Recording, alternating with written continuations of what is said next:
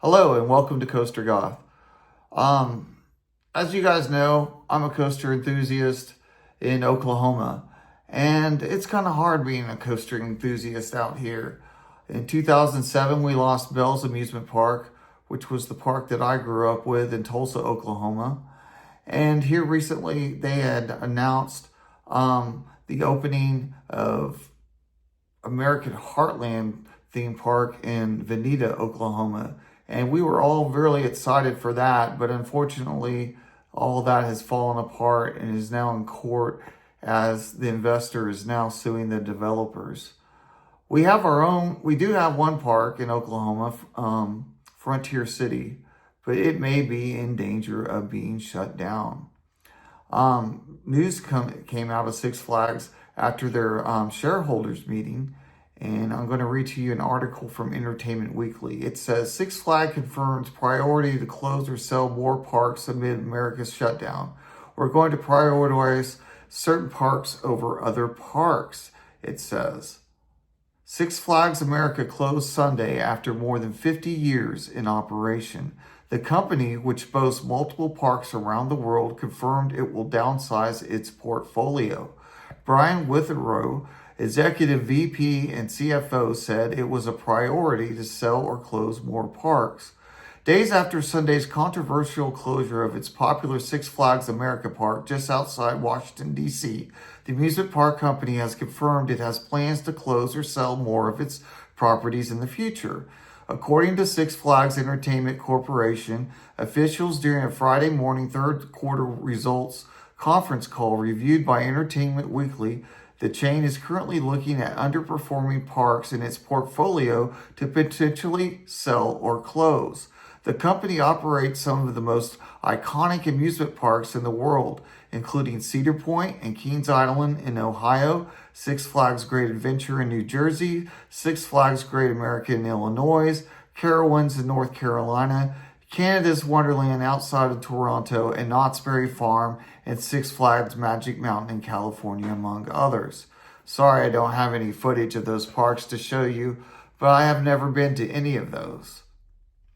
Brian Witherow, Executive VP and CFO of the chain, which merged with fellow parks chain Cedar Fair in 2024, told those on the line that he was not going to break out the numbers of the underperforming parks in the chain, but that the industry is all built around attendance, before acknowledging that the portfolio didn't deliver the number of guests the company hoped for in 2025. Our expectations coming into this year were for more potential than clearly the business was able to deliver this year, which is why we're taking a step back and we're reevaluating each one of these parks where they currently their current status, what the potential is, and what the effort is to get them up to where we know they can be long term, he said, characterizing the year as an attendance-driven miss for the company. I think we already have a pretty good idea which are the low-hanging fruit when it comes to non-core versus strategic assets going forward. We're moving in with a sense of urgency on that process as we're building our 2026 plans, he said on the phone. As we roll into 26, we see how parks performs. There may be need to pivot in a park that we may consider core right now. If we're not seeing the returns on that, we may need to remain nimble and shift our thinking that a core park today could become a non-core park going forward. Oh no. Okay, it said that he added that the company is going to prioritize certain parks over other parks before confirming that the company will sell off and monetize parks that weren't going to contribute a great deal of growth to the overall company following the merger.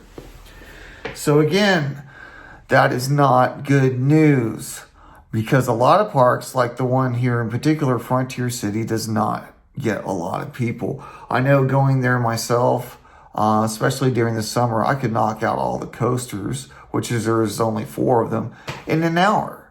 And then it's like, what do you want to do next? You want to ride a couple of water rides?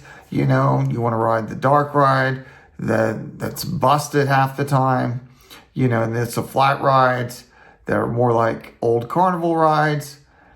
Frontier City needs more money invested. And some of the other articles I've read, it's complaining that a lot of people they bought season passes, but when they went to the park, they're not spending money there. Well, the problem with that is you have food that's not that great for the most part. I mean, you might find some things at some parks to be pretty good, like the brisket's good or the turkey legs are hit or miss. You might have a really good turkey leg one day, but then the next day you get one that's undercooked. Same with the chicken tendies. Depending on the park, it could be good tenders. Other parks are just god awful, taste like cardboard. But I think if they looked at that, and the same with the merchandise is overpriced and the graphics on it fade after a couple of washes. I bought some shirts this last year that I already don't want to wear in public anymore because they're faded and everything. You want people to spend more money in the parks, you got to have better quality food and better quality merchandise. Something else. Another thing too, some of us, like me, I'm an introvert and I don't like big crowds. So for me, I don't want to go to the park when it's crowded. I don't want to be there when there's a bunch of kids and teenagers. I mean, I have my own kids, but I don't want to deal with other people's kids if they're not supervised or well behaved. Same thing with teenagers. I don't want to deal with a bunch of rowdy teenagers causing problems and being loud and spontaneously decide to tear something up or break things. I don't like that. So I like going to the park when it's not crowded, usually during the weekdays. But with this attendance-driven thing, it's like they only want to keep, which they've already kind of done with Frontier City anyway, the park is only open when it's going to be busy, which is no fun for people like me. Now, also, if Frontier City closes, what are some other options? Well, living in this area, you have Silver Dollar City. Of course, they're not going to close, but they also said that other parks on the list might include Six Flags St. Louis, and also I looked, and Worlds of Fun is not a top tier park for Cedar Fair either. So those are also might be on the chopping block. What might be safe is Six Flags Over Texas and Fiesta Texas, which obviously they're safe because they're putting money into a new 309-foot Giga dive coaster. And I believe Six Flags Fiesta Texas is getting either a new water ride or a new coaster there for 2027 as well. So what can we do? Hopefully the attendance is better next year, and that's what I would suggest is keep going to the park, try to spend money, but they're going to make it where it's completely unaffordable. I mean, a lot of those parks on the East Coast and stuff, I don't think I'll ever get to them in my lifetime. If I save some money, hell yeah, I'm going to go to Six Flags Great America. Hell yeah, I want to go to Magic Mountain. If they get, that new coaster open, I probably want to go to Great Adventure as well. And with the Cedar Fair parks, yeah, I want to go to Kings Island and Cedar Point and Knott's Berry Farms, maybe Carowinds. Those all really appeal to me. But if they cut it down to where those are the only parks left open, then that's not going to really make a lot of people happy, because people like having their home park. They like having that park in their backyard. Even though it's not the greatest park, at least that's their home that they can go to, or when they can't get 2 or 3 days off work to go to Fiesta Texas for 4th of July, or they can't go to Fright Fest in Six Flags Great America, so they have to go to their home Fright Fest there, say like here, Frontier City. So I don't know. It's a lot to look at, and hopefully the changes that they make aren't too drastic in the near future. What are your thoughts? What is your home park?